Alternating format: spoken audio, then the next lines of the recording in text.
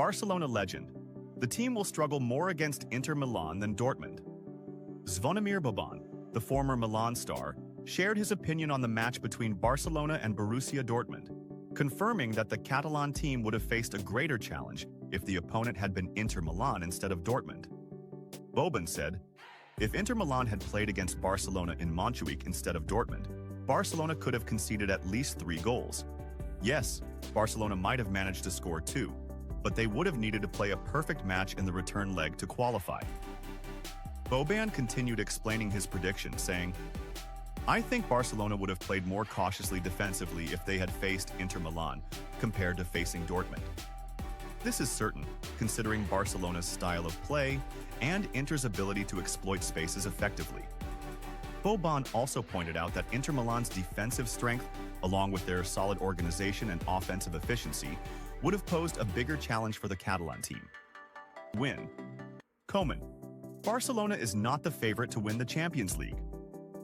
Ronald Koeman, the coach of the Netherlands national team, stated that FC Barcelona is not considered the top favorite to win the UEFA Champions League this season, despite their impressive 4-0 victory over Borussia Dortmund in the first leg of the quarter-finals. Koeman said in press statements, "I don't think Barcelona is the favorite. There are other teams playing at a similar level, such as Paris Saint-Germain and Arsenal, which I watched against Real Madrid. They are a strong team and also have the potential to win the tournament." He added, "But yes, Barcelona is among these teams. Their style of play is enjoyable, and the way the team is moving forward is clear, which can be seen in the players' performances." The Dutch coach also mentioned that the heavy win over Dortmund could be a bit misleading. "We have to acknowledge that Dortmund is in 8th place in the German league. Although they are not a big team at the moment, they still have opportunities to score. The 4-0 result could be deceptive, but it doesn't reduce the clarity of Barcelona's vision and progress." Koeman praised the development of the young players in the Catalan team, saying, "The young players now have 2 or 3 years of experience, and with a midfield that includes Frenkie de Jong, Pedri, Fermin, and Gavi, who I see as the heart of the team and is performing excellently, the team looks very cohesive." He continued, "Barcelona has strong defensive alternatives, and we must also highlight the role of coach Hansi Flick. I believe he is leading the team in the best possible way, and there is a clear positive atmosphere, with people happy about the style of play." Koeman concluded his remarks by confirming, "I see Barcelona in a very positive light, and they have a real chance to win important titles this season." In an astonishing gesture, Yamal's surprising request astonishes Flick and the fans. Despite his young age, the rising star Lamine Yamal continues to offer lessons in ethics and sportsmanship, both on and off the field. On the night of Barcelona's overwhelming 4-0 victory over Borussia Dortmund in the first leg of the UEFA Champions League quarter-finals, cameras captured the moment when the 17-year-old player requested a substitution from his coach, Hansi Flick, a surprising decision at a time when he was performing brilliantly. According to Spanish journalist Tony Juan Martí, Lamine was neither physically tired nor injured. Instead, he voluntarily asked to be substituted in order to give his teammate Ansu Fati some playing time.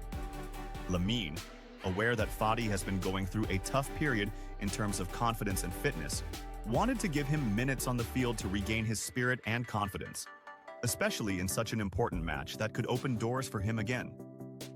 This is not the first time Lamine has shown his noble side towards Fati. According to previous reports, he had refused to wear the number 10 shirt at Barcelona, out of respect for Fati's legacy with the iconic number, demonstrating the special bond between the two young stars.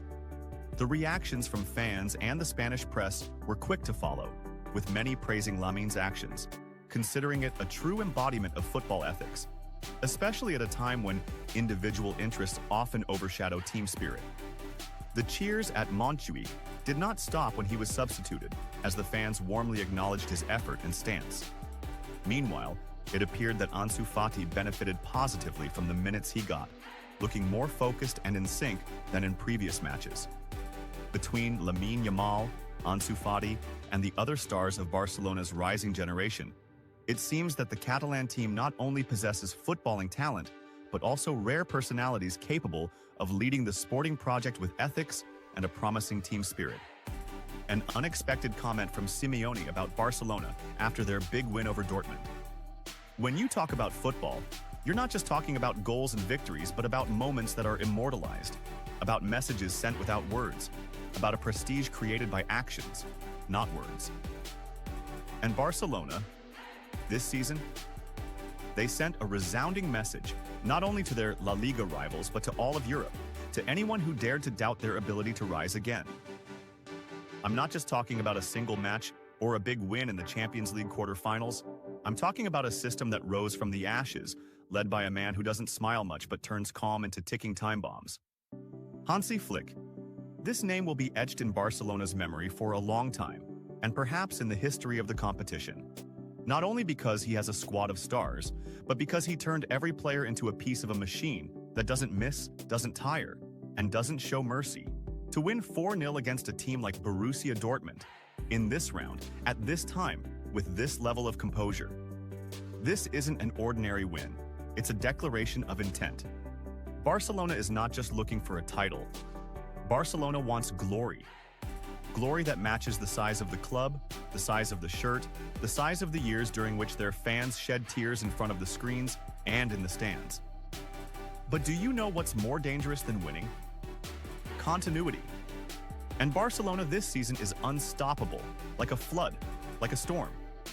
23 games since the start of the year, 19 wins, 4 draws, and no losses.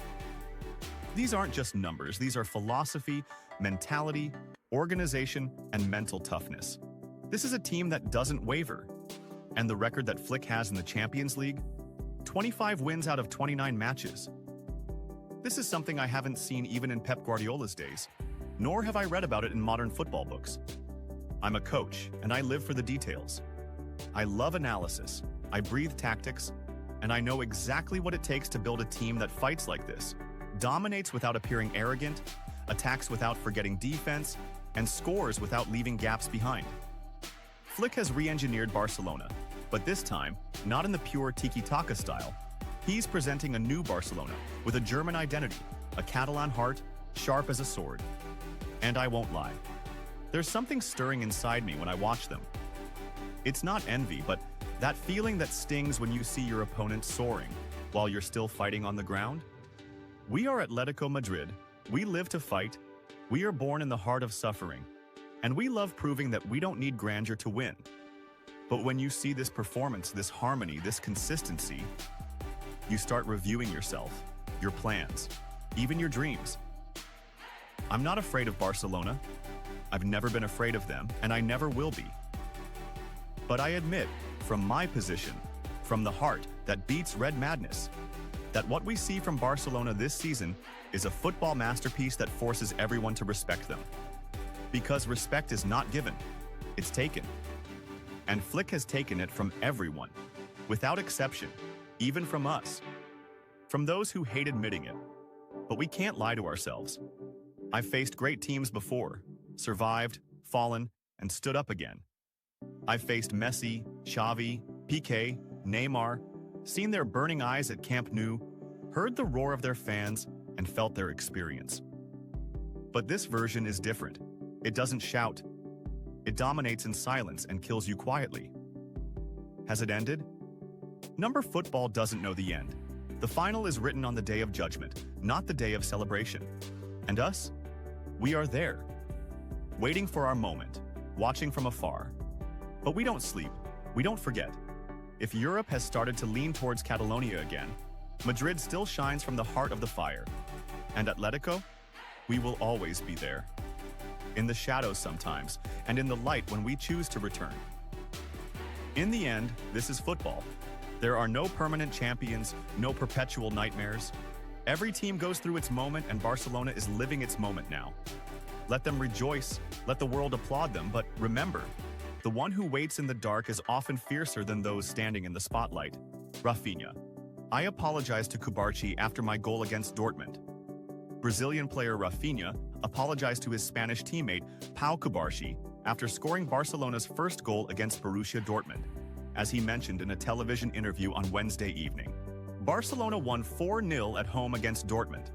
The two teams will meet again in the second leg of the UEFA Champions League quarter-finals next Tuesday at Signal Iduna Park to decide who will qualify for the semi-finals.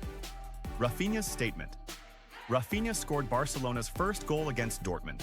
The goal came after the Brazilian touched the ball on the goal line, scoring instead of Pau Cubarsí.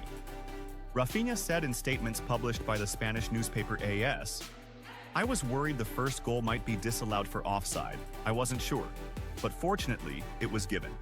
He continued, "I told Cubarsí that I touched the ball before it crossed the goal line, and I apologized to him. He told me it was fine and considered it an assist.